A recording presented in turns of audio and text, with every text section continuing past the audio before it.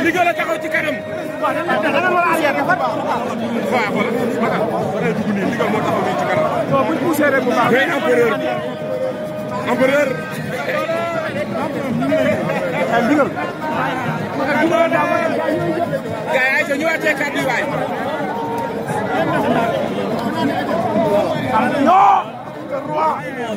empereur baa ngi mais journaliste yi may leen ñu xool leen. xool leen journaliste yi xool leen journaliste yi.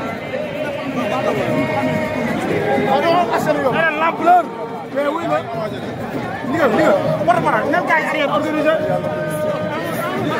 Max yan ma wax gars yi organisé. waaw dafa tànk rek. wuy ma.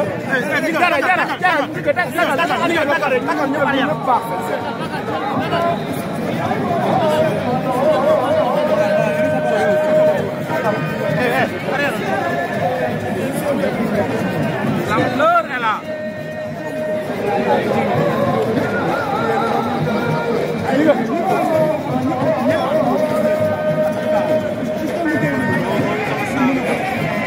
Ndigal. L'ampleur. Yéen a ñu topp journaliste yi. Journaliste yi daf leen daal.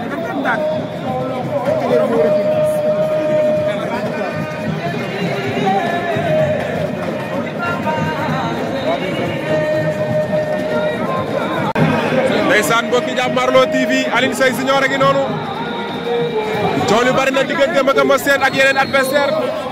tey mu ñëw ci arène nationale def lam daan def indi Thiatou Daouda Fall Alioune Seye mais namm naa la yaa ngi ci jàmm mais ci loolu ne tey ñaata mbër ngeen indi waaw tey indi ñaari mbër kan ak kan la muy Bébé Gouy Gui waaw Thiatou Daouda Fall dëgg la di la ñaan suñu borom defal leen ndam yi seen bi ci bak seen Touba tey nga ñëw indi ko ànd ak sa doomu ndey Balla Gaye 2 ak Sa Thiès loolu lan lay def waa Guédiawaye waaw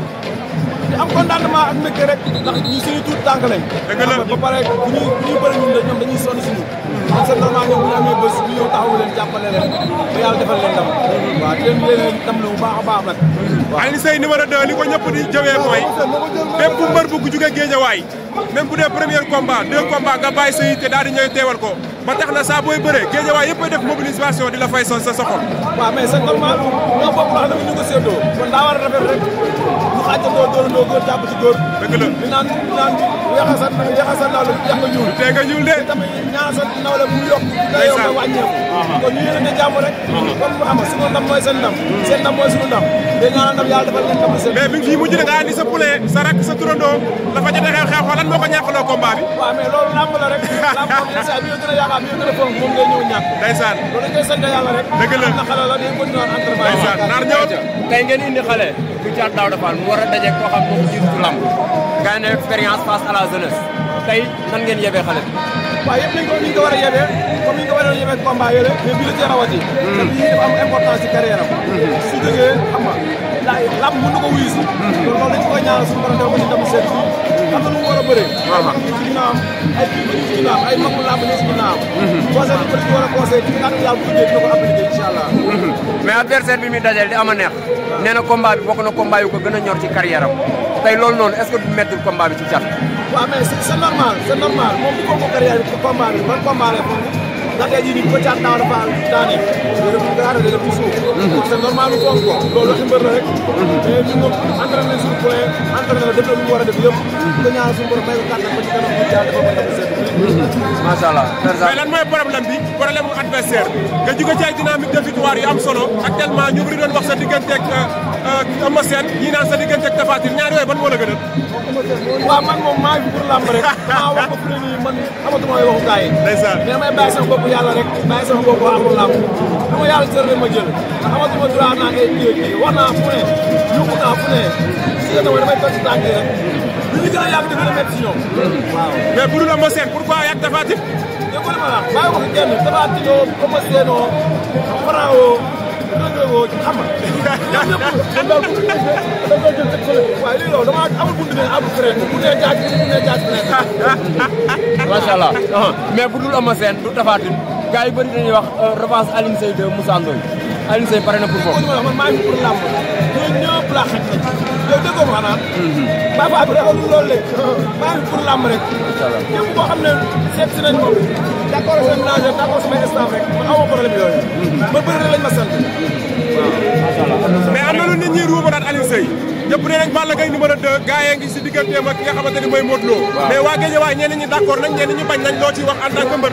waaw mais loolu moom làmb la rek Balla Gaye c'est normal bu bëree si ta war bu bëree Modou Lo su bëree moom daa war a bëree moom Modou Lo war na bëree Sa Thiès tamit mais xam nga loolu làmb la rek mais est-ce que waru woon bàyyi Sa Thiès jël ko waaw mais loolu làmb la rek bu aajowoo rek bu waree bëree Sa Thiès na bëree moom bu waree bëree Balla Gaye na bëree ndeysaan léegi noonu Alioune Seye daa amul communication kenn du ko sunu xel kenn du ko dugal ci diggu sere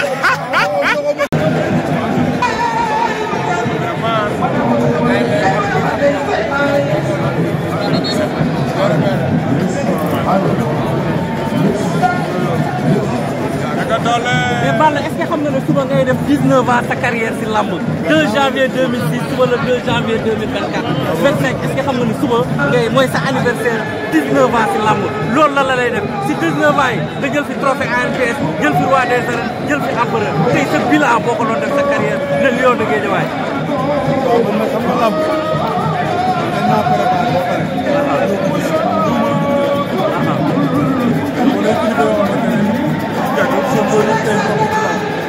dañ naa préparé ba pare. Sa Thiès a ngi noonu ndeysaan tey moo indi Thiatou Daouda Fall Sa ngi noonu ndeysaan